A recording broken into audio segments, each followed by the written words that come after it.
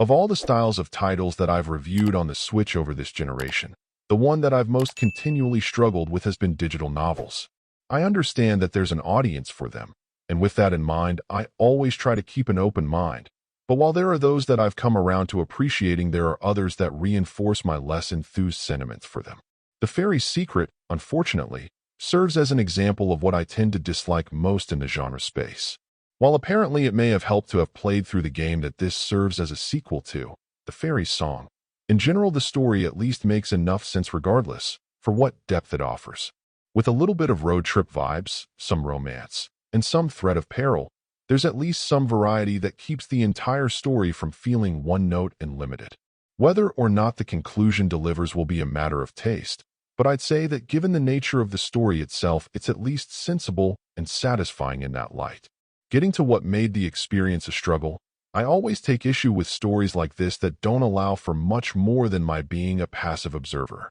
Without much in the way of player agency, and even the illusion that I'm participating to some degree in how things play out, I can't help but question why this isn't just a book or a video of some kind that I'm playing on a dedicated gaming system.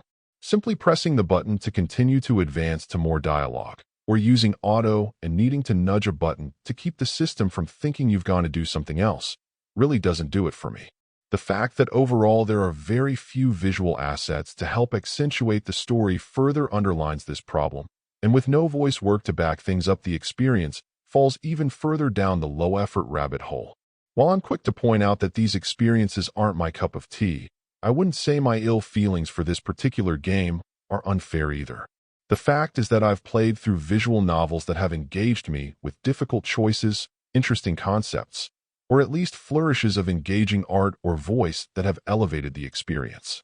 This does none of those things, and while perhaps from person to person the story could be enough to justify your time and money, in my eyes it's delivering the bare minimum and should be scored accordingly.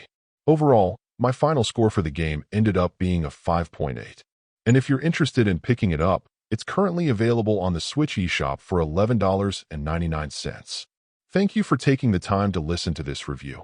And if you'd like more information or ideas of indie games worth checking out on Switch, be sure to click on the link provided in the description. Until next time.